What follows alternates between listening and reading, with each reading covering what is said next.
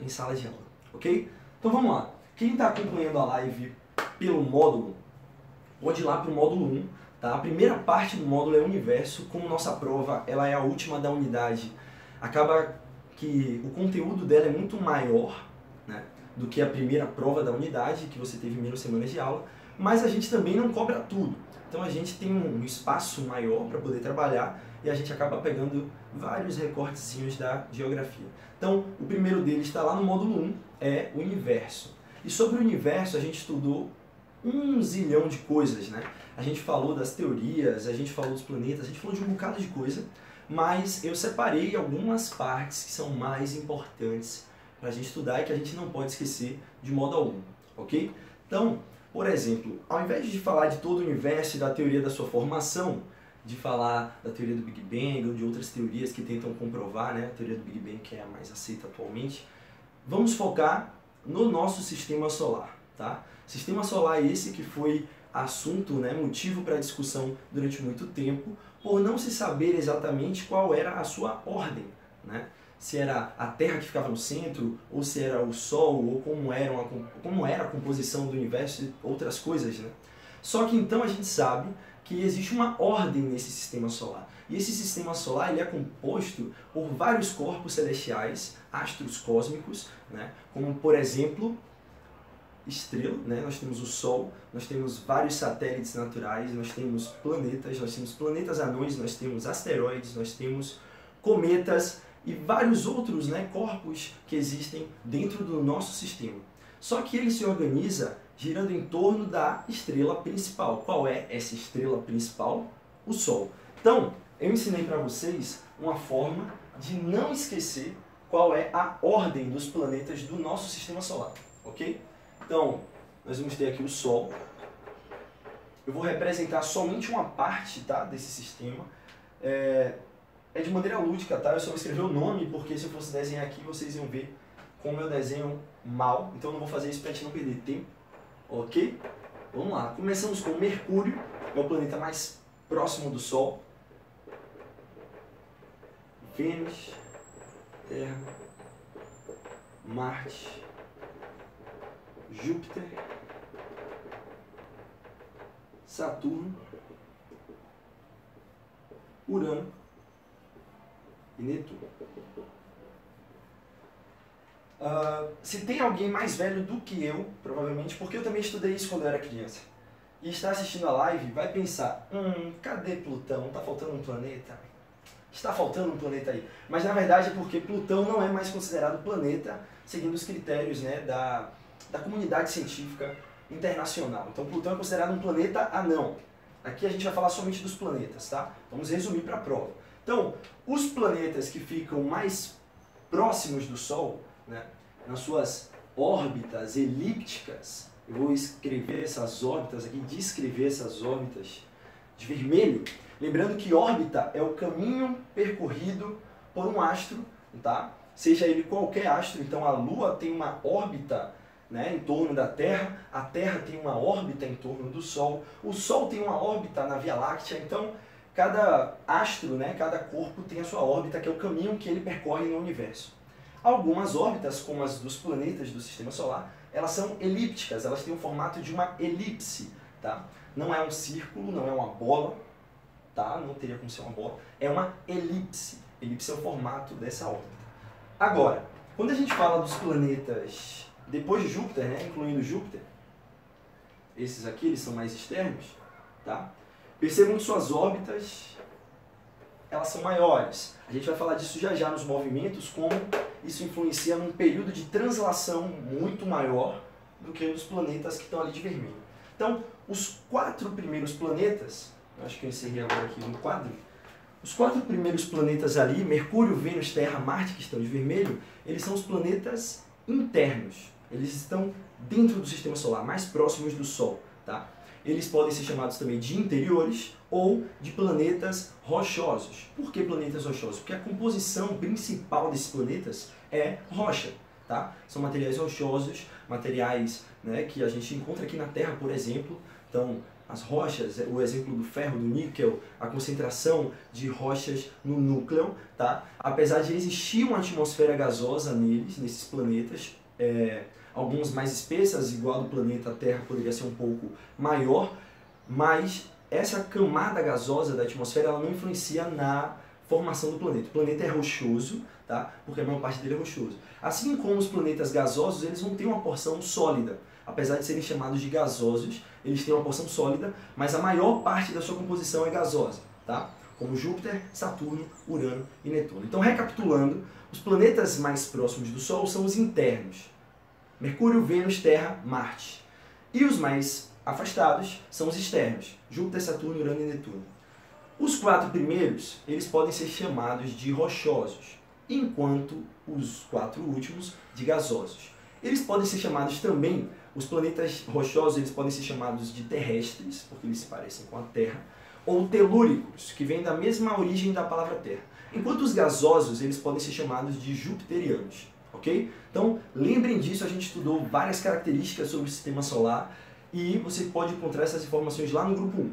Também lembrem que eu coloquei disponível para vocês online uma lista, né, com um relatório sobre os planetas, então vocês podem dar uma checada lá também, ok? Além disso, deixa eu ver mais o que nós vamos falar. Ok, os outros astros, né? Nós não falamos da Lua, que tem uma influência muito grande na Terra, além de ser linda e a gente ficar admirando suas estações, né? Quando ela está lá cheia, só quando ela está nova a gente não tem como admirar, né? Ela some, ela desaparece, ela deve estar, né, do outro lado do planeta, será? Ela está do outro lado do planeta, por isso que a gente não enxerga. Mas a gente sempre admira, né, da forma como ela está crescendo, da forma como ela está diminuindo, mas não é só essa influência que a Lua tem na nossa vida, né, nos deixar admirados com sua beleza, não é isso. A Lua ela tem influências por causa da sua gravidade, ok? Então ela influencia diversos fenômenos que acontecem na Terra, como por exemplo as marés, né? As marés eu acho que é o maior exemplo, acho que todo mundo quando lembra da Lua lembra das marés. Ainda tem gente que lembra de algo que envolve um pouco de mitologia, como um período, né? Os períodos da Lua influenciam em atividades humanas diversas, né? Principalmente econômicas, mas isso não é comprovado cientificamente, a influência, né? Apesar de existir essa história, né? Ok. O Sol também influencia bastante. Se a gente for parar para pensar, o Sol ele tem uma influência muito maior até do que da Lua. Apesar da Lua estar mais próxima, e por exemplo nas marés ela influencia mais a Terra do que o Sol, porque ela está mais próxima. Mas o Sol influencia a gente em diversas outras coisas e de maneira muito mais intensa, né? Como o calor que a gente sente em casa, provavelmente se você não estiver no ar-condicionado agora na sua live, você estiver assim, ao ar livre, como eu, no apartamento, com a janela aberta, somente sem um ventiladorzinho que seja, né? Na Península Soteropolitana de Salvador, onde fica também Lauro de Freitas, realmente a gente deve estar sentindo essa intensidade do sol no nosso calor, né? A gente sente isso diariamente. E o sol ele não influencia somente no calor, ele influencia no clima do mundo, né? Do nosso planeta como um todo. Lembrem disso, a inclinação da Terra e a iluminação solar é a que recheia o nosso planeta com camadas, né, de climas. Lembrem dessa característica, né, da influência do Sol. Só que, falando dos movimentos, né, já que eu falei da inclinação da Terra, lembrem-se que essa inclinação representa o eixo, né? Então é como se... Deixa eu ver o que poderia representar a minha Terra. Tá? É como se a Terra ela não girasse assim. Ela não gira com o norte apontado para cima. Se existisse um cima, né? Porque no universo não existe esse referencial. Tá? Mas vamos supor que o norte está para cima, então a Terra ela tem uma leve inclinação. Ela tem uma leve inclinação. Tá? E essa leve inclinação faz com que a Terra, enquanto ela rotacione, tá? Ela seja iluminada de maneira desigual pelo Sol. Imaginem que vocês são o Sol e vocês estão iluminando a Terra aqui, ó, de maneira desigual. Ok? Mas ok. O que eu queria lembrar é que a Terra é como se ela tivesse um palito, né? É um palito imaginário, tá? Como se fosse o que nós vamos chamar de eixo, tá? E esse eixo da Terra é por onde ela faz um movimento. Não sei se vocês perceberam, mas esse movimento aqui, ó, se houvesse um palito na Terra, eu acho que... Deixa eu ver se tem um exemplo. Só um segundo. Imaginem o seguinte. Que bonitinho aqui. Imaginem que ela está girando assim, ó. Então, esse pedaço de madeira que eu estou segurando e girando aqui, fazendo com que o nosso planeta gire, rotacione, tá? É o que nós vamos chamar de eixo. Então, quando a Terra ela se movimenta no seu próprio eixo, nós chamamos esse movimento de rotação, ok? E a rotação, a gente sabe que dura 24 horas na Terra, isso é só uma revisão, tá? Então, vamos tentar dar um pouco mais de objetividade, essas coisas que vocês já sabem, tá todo mundo careca de saber. Um dia, tá? Que é como a gente conta um dia, a gente sabe que a rotação da Terra ela dura um pouco menos que 24 horas, mas a gente arredonda, né? A gente aproveita isso porque foi determinado em uma convenção que se estabeleceria um padrão dos horários mundiais, de leste a oeste, partindo do meridiano de Greenwich, lembrem disso, tá? Então, de leste a oeste, longitude, nós vamos ter a determinação dos fusos horários, ok? Então, as horas elas variam de leste a oeste. Lembra disso que já a gente vai falar de fuso horário, beleza? Mas, quando a gente está falando do movimento de rotação da Terra, lembre, ele dura 24 horas, que é o que a gente considera um dia, tá? Tenham muito cuidado ao escrever isso na prova, porque a gente fala às vezes um dia, mas um dia é um dia na Terra, um dia em Marte ele duraria um pouco mais, tá? Um dia em Vênus duraria quase um ano. Então, lembrem-se que um dia é um dia terrestre, 24 horas, que é o tempo que a Terra demora para dar uma volta completa em torno do seu próprio eixo. O que a gente faz em um dia? Tudo, né? Acho que a gente organiza a nossa vida em um dia. A gente organiza a hora de dormir e a hora de acordar, né? O dia e a noite. Basicamente, as atividades humanas elas são designadas pelo dia e pela noite. Apesar de hoje, né, já haver uma liberdade maior sobre isso. Tem pessoas que viram a noite trabalhando, né? Então, a gente perde um pouco esse padrão. Mas mesmo assim, nos guiamos pelas 24 horas, né? Pelas horas, pelo tempo da nossa rotação. Então, isso influencia muito nas atividades humanas. Lembre que essa é uma característica do movimento de rotação. A rotação também influencia nos climas, como a gente falou, da inclinação da Terra e a forma como ela está girando ali. Nós vamos ter uma diferença, né, nos climas, mas as estações do ano elas são definidas pelo movimento de translação, que a gente vai falar já já, que é o movimento que a Terra faz em torno do Sol, porque sem o Sol também não teria como, né? A gente tem variação climática nesse ponto. Mas a rotação ela influencia na formação de ventos, como os ventos alísios e os ventos da Terra, as correntes de ar, as correntes marítimas também, e essas são as influências da rotação. Como eu falei de translação, percebam, é como se houvesse um Sol, né, a estrela, e existe um Sol, basta olhar ele da janela. Mesmo se não existir um Sol, lembre-se que a gente só deixaria de vê-lo depois de 8 minutos. Vocês lembram disso? Por quê? Porque existe um tempo para a luz sair dele e chegar até a gente, né? E queimar o planeta e fazer a gente sentir calor. Demora 8 minutos, que significa uma distância de 8 minutos-luz, que é 8 minutos para a luz percorrer esse caminho todo, né? Que é gigantesco. Gigantesco mesmo. 150 milhões de quilômetros, imagine essa distância. Se a gente fosse lá, dar voltas no campo de futebol ou numa academia fazendo uma esteira, 150 milhões de quilômetros. Muito longe, né? Muito longe. A luz demora 8 minutos, imagine a gente correndo, né? Mas vamos lá. O Sol está aqui e a Terra ela faz um movimento ao redor do Sol. Esse movimento ela faz em torno de outro eixo. Ó, o eixo do Sol está aqui. O Sol ele tem uma rotação meio descompassada, né? Porque o Sol ele não é rochoso, ele não tem uma estrutura totalmente sólida, então ele gira meio estranho, mas ele gira e a Terra gira em torno dele, ok? Ao girar em torno dele, junto com o movimento de rotação, né, nós vamos ter a alternância dos dias e das noites, e ao girar em torno do Sol, nós vamos ter a alternância das estações do ano, porque é essa diferença, né, de acordo com a posição da Terra em relação ao Sol, a influência das estações do ano, é a translação que define um ano. Então, quando a gente termina de dar essa volta no Sol, né, através da nossa órbita, quando a gente dá essa volta completa, a gente conta um ano, que são 365 dias, dura um pouco mais, mas a gente sabe que a gente faz uma poupança, a gente guarda essas horas que sobram todos os anos, e de 4 em 4 anos a gente usa esse crédito, né, usando em um dia a mais em fevereiro, que é o nosso dia bissexto, do nosso ano bissexto, que tem 366 dias, e as pessoas que nasceram no dia 29 de fevereiro, 29 de fevereiro, podem fazer aniversário, né, porque imagine você nascer num dia que só existe de 4 em 4 anos, mas tem pessoas que existem, né, e elas podem contar sobre isso. E geralmente é muito normal, elas só comemoram no dia 28 ou no dia 1º de março. As pessoas sempre se perguntam, meu Deus, como deve ser a vida da pessoa, será que ele envelhece? Envelhece, porque a contagem do tempo não influencia em se a gente vai colocar um dia a mais ou um dia a menos em fevereiro, tá? Lembrem que isso é uma reprodução humana da forma que a gente dividiu, escalou, né, o nosso ano e dividiu ele em meses. 12 meses, de 3 em 3 meses nós temos uma nova estação. Lembrem desses detalhes, ok?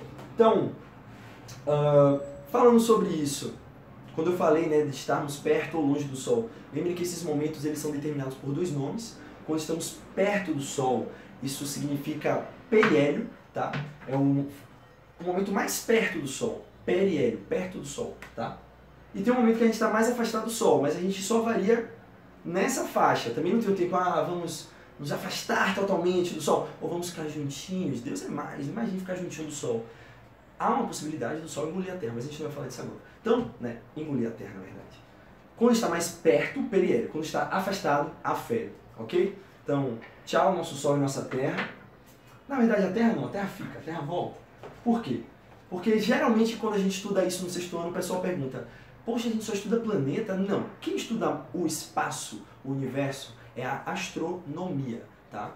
Não é astrologia. Astrologia tem a ver com signos, do zodíaco. Tem a ver, mas não é o que estuda cientificamente os astros. Isso é a astronomia. A geografia, no ensino fundamental, é quem se preocupa, junto com ciências, de estudar a parte da astronomia que cabe ao ensino fundamental.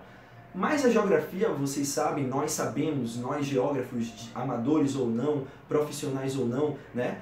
Todos nós, estudantes, professores e seres humanos que vivem na Terra, que são geógrafos, que são geógrafas, por quê? Porque estão reconhecendo o nosso espaço e vivendo no nosso espaço todos os dias. A gente sabe que a geografia ela se preocupa basicamente em estudar o nosso planeta, né? Não é à toa que a geografia vem de terra, né? Geoterra, grafia seria a escrita, o estudo da Terra. Então a gente estuda o espaço da superfície terrestre, não só a superfície, isso é mais um modo de dizer, porque a gente estuda também a atmosfera e os oceanos, né? Então as áreas mais profundas até as áreas mais longínquas do nosso planeta, a gente estuda, esse é o objeto de estudo da geografia.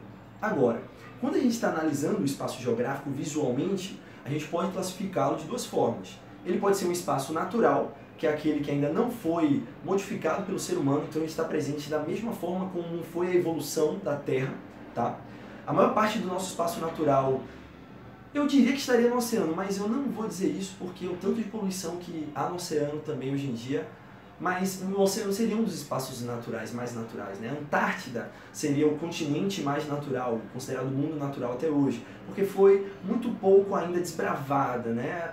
Cientificamente sim, mas a gente não ocupou e não modificou o espaço como aconteceu na Europa, que é densamente povoado, ou na Ásia também, com as maiores populações, as modificações foram muito maiores, ok? Mas lembrem disso, o espaço ele pode ser natural, se ele apresenta somente elementos naturais, ou ele pode ser humanizado, como nesse outro caso que eu disse, como a nossa cidade, a nossa região que a gente mora, já é altamente modificada, a gente consegue perceber essas modificações no espaço todos os dias, né? Se a gente pegar a foto do ano passado de Salvador para esse ano já tem mudança, de Lauro de Freitas também, se a gente pegar do Brasil, então se a gente for pegando fotos mais antigas ainda, a gente vai vendo o quão rápidas são essas mudanças e elas vão acontecendo de acordo com a dinâmica das nossas cidades, da sociedade, dentro dos espaços, tá? E é isso que a geografia vai estudar, de maneira física, analisando o natural, e de maneira humana, de maneira cultural, analisando a política, a sociedade, a economia e os outros, né, ramos da ciência das humanas, né, das ciências sociais,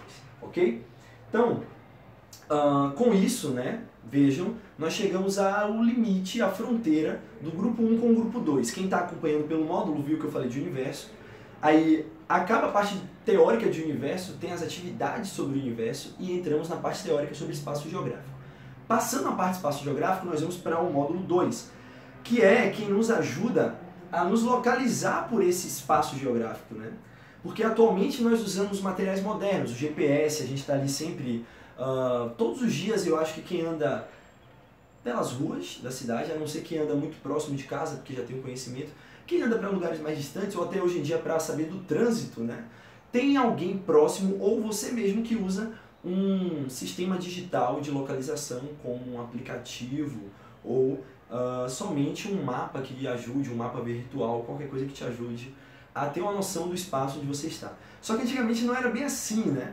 Era um pouco mais difícil. A gente já sabe que para se localizar no espaço de acordo com os pontos cardeais, por exemplo, a gente tinha que analisar os astros. Então tinha que analisar a estrela. Hoje a gente quase não vê estrela, né? De tanto luz que existe nas cidades, a gente é difícil às vezes ver as menores estrelas, a gente só vê as maiores. Então pelas estrelas, o Sol, que é uma estrela, também ajudava, nascer e não se pôr, a gente identificava o leste-oeste. Hoje em dia a gente não precisa mais disso, né? A gente só olha para o nascer do sol para contemplar e olha para o pôr do sol também, para bater palma no Porto da Barra. Então, não precisamos mais disso, mas precisava. Então, lembrem dos instrumentos antigos e modernos de localização. Lembrem, por exemplo, como o pessoal sempre se esquece como identificar os pontos de orientação. Sempre. É fato. Quais são os pontos de orientação? Os pontos cardeais. Como se lembrar da ordem deles, tá? Vamos lá para o quadro de novo. Então, deixa eu pegar aqui agora de verde, eu vou colocar os pontos cardeais e depois eu vou identificar com o piloto preto os pontos colaterais. Então é muito fácil, ó, os pontos cardeais, quando a gente indica o norte para cima, lembrem-se que nem sempre o norte ele vai estar indicado para cima, tá? Isso é um referencial que nós usamos aqui, a maioria dos mapas, é uma visão pautada em uma visão de norte no superior, mas vejam, por exemplo, aqui no quadro, que existem outras representações, a América do Sul virada de cabeça para baixo. Nem sempre o mapa ele vai ter a Europa e a África ali no meio. Tá? A gente tem que saber identificar o formato desses continentes ou a sua localização em relação aos outros para saber onde eles estão. A gente não precisa gravar aquela ordem, porque aquela ordem do mapa é só uma representação, tá? Assim como o norte para cima também. Mas, se usarmos o norte para cima, como é convencional e geralmente a gente usa, a gente sabe que o sul está embaixo, norte e sul são os opostos. Quando a gente for falar de latitude, a gente olha para a linha do Equador, né? Isso aqui seria a linha do Equador, e a gente vai olhar para o norte e para o sul, varia de 0 a 90, já a gente vai falar disso. Agora, para o lado que o pessoal às vezes se confunde. Então aqui nós temos o leste e aqui o oeste. Vou ajudar para vocês nunca mais esquecerem, tá? Porque tem gente que nunca lembra o sistema de orientação. Nunca. Nunca lembra o sistema de... Aí você não pode botar o aqui, tá? Nunca lembra sobre orientação. Mas você agora não vai esquecer isso aqui. Nunca lembra sobre orientação. E agora você nunca deixará de esquecer isso aqui. Norte, leste, sul e oeste. Uma outra forma que eu ensinei em sala é quando você olha o norte e ele está em cima, o esquerdo é oeste. Oeste, o esquerdo. Tem uma lógica, né? E o leste fica do outro lado. Então vocês não esquecem, tá? Se a gente for analisar no sentido anti-horário, ou não, sentido horário, norte, leste, sul e oeste. E aí os pontos colaterais é a junção, né? Nordeste, sudeste, sudoeste e noroeste. Então esses são os pontos cardeais e os pontos colaterais que a gente estudou. É bom vocês darem uma revisadinha nesse ponto, tá? Lembrem, por exemplo, que se fôssemos usar o Sol novamente para se orientar, a gente sempre tem aquele exemplo, né? Pega o braço direito, aponta para onde o Sol está nascendo, descrevendo a eclíptica, que é o caminho que o astro percorre no céu, e indo para o outro lado. Então abrimos o lado perpendicularmente? Não. Abrimos os braços em um ângulo de 180 graus. No lado direito, se a gente apontar o braço direito, isso serve muito para quem é destro. Quem é canhoto se orienta pelo outro lado, só vai saber que é inverso, tá? Mas você sendo destro, você pega seu braço direito e você aponta para onde o Sol nasce. O seu braço esquerdo estará onde o Sol se põe, tá? Então aqui vai estar o leste, porque o Sol nasce no leste. Na verdade, ele não nasce, o Sol já nasceu há muito tempo, né? Ele tem bilhões de anos, ele não nasce todos os dias, isso é só um termo que a gente usa. Mas ao nascer no leste, saiba que é a Terra que está girando para o leste. Então é por isso que a gente vê o Sol primeiro nascer no leste. E ele vai para o oeste. Fazendo isso, lembrem, o oeste é o esquerdo. O oeste é o lado esquerdo. Então, para frente estará o norte, para trás estará o sul. É assim que a gente se organiza, ok? E é assim que a gente analisa também as coordenadas. Vocês têm que revisar isso. Como isso é mais matemático, e essa revisão ela é muito teórica, é bom que vocês treinem em casa. 2 assuntos que eu sugeriria que vocês estudassem em casa, muito praticando, é coordenada geográfica e fuso horário, tá? Eu vou falar da teoria e vocês vão ter que praticar em casa. Mas eu quero que vocês lembrem da teoria para ajudar vocês nesses exercícios. Como? A latitude, galera, ela é representada pela linha do Equador. O principal paralelo de latitude, tá? Latitude, lembra do latitude, pelo amor de Deus. Você olha logo na linha do Equador. A linha do Equador ela vai dividir o norte do sul.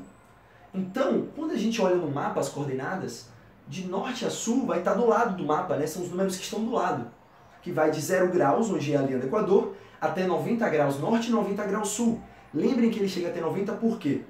Da linha do Equador, a gente pode ir até o polo norte ou o polo sul. e o Polo Norte, nesse caso, faria 90 graus. O Polo Sul é o oposto, faria 90 graus também, lembrem disso. Agora, quando a gente analisa a longitude, que é de leste a oeste, LO, longitude, a gente vai olhar para a parte de cima ou de baixo do mapa, que é onde vai estar o 0 graus no meio, representado pelo meridiano de Greenwich. Lembrem disso, o meridiano de Greenwich você olha depois. Você olha primeiro para o Equador, vê o norte-sul, tá? Geralmente está do lado do mapa, e depois você olha o meridiano de Greenwich e olha o leste e o oeste. E aí você vai olhar em cima ou embaixo do mapa a longitude. Lembre que a longitude ela vai mais longe. Ela vai de 0 a 180, 180, e aí depois você olha o vídeo do Arrocha da Longitude, tá? E mais uma dica, né, para a prova, já que a gente está encerrando a nossa live já estamos chegando ao horário limite da nossa live, ok? Lembrem de fuso horário, a gente pega a circunferência do nosso planeta, tá? A circunferência analisando leste-oeste, pensem no meridiano de Greenwich, para leste e para oeste sendo dividido em fusos, que são pedaços.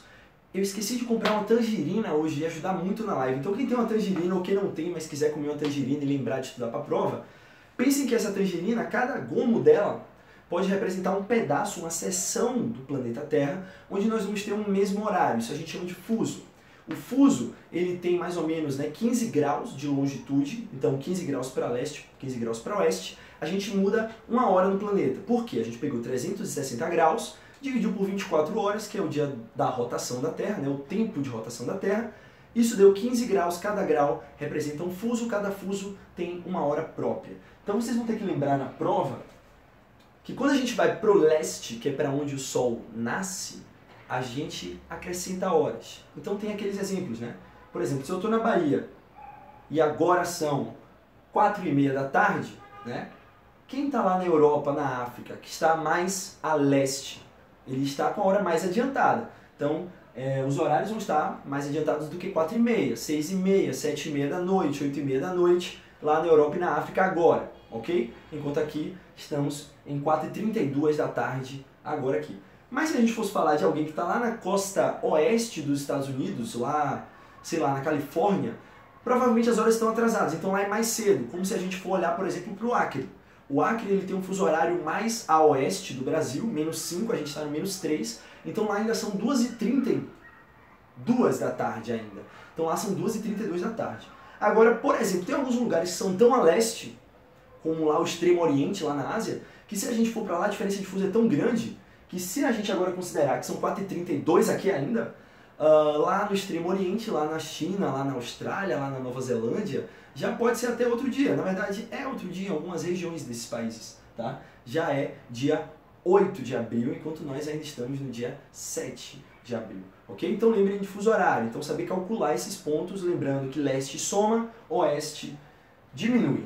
Com isso, minha última dica para vocês é revisarem os continentes, né? E a diferença entre continente e ilha, isso eu posso revisar com vocês. Lembrem que continente e ilha são porções de terra cercada de água, mas o continente é muito maior. A ilha, ela seria menor e a gente considera uma ilha como a maior, então tudo que for maior do que essa ilha é continente. A nossa maior ilha do planeta é a Groenlândia, que pertence à Dinamarca, é aquela ilha grandona ali do norte da América, né? Mas que pertence à Dinamarca, que é um país europeu bem menor até do que a sua própria ilha. Apesar de que essa ilha, geralmente, ela é demonstrada nos mapas de uma maneira bem gigantesca, ela não é tão grande assim. Ela é cerca de 3,5 vezes menor do que a Austrália, que seria a nossa menor porção continental, tá? Lembrem que os maiores continentes em ordem são Ásia, América, África, Antártica, vejam que os 4 primeiros com A, depois Europa e Oceania, que é o menor, só tem a Austrália como porção continental, e os outros países são ilhas, tá? Lembrem disso sobre ilhas. Uma ilha pode ser território de um país, ela pode conter um país no seu território, né? Um território que controla uma ilha. Um país pode controlar, na verdade, várias ilhas, tem ser um arquipélago, como por exemplo do Japão, ou uma ilha ela ainda pode comportar mais de um país, como é o caso da ilha da Grã-Bretanha ou da ilha da Irlanda, tá? Então lembrem sobre essas características de ilha. Lembrem de mar e oceano, que as características que diferem mar de oceano, né? O que chamar mar ou oceano? É a profundidade e a proximidade. Quanto mais próximo do continente, a gente chama de mar. E o mar, ele é menos profundo. O oceano ele vai ter uma profundidade muito maior. Beleza? Então as minhas dicas são essas. Espero que vocês revisem também as características dos continentes. Então, saber qual é o mais populoso, algumas características culturais dos continentes que a gente trabalhou em sala. Façam uma leitura, seria legal vocês colocarem, né? Busca lá no Google. O Google é uma boa ferramenta, bota lá continente americano, continente europeu. Estuda algumas características sobre esses continentes. A nossa live, ela está se encerrando aqui, tá? Eu espero de vocês uma boa prova, muita calma, estudem com calma. Na hora de responder também, fiquem atentos ao que eu estou perguntando. Eu acho que se vocês estudarem isso tudo, é muita coisa, eu sei, mas vocês vão sair muito bem na prova e não vão esquecer isso nunca mais na vida de vocês, tá? Então, muito obrigado por estarem assistindo até agora. Vejo vocês em sala de aula.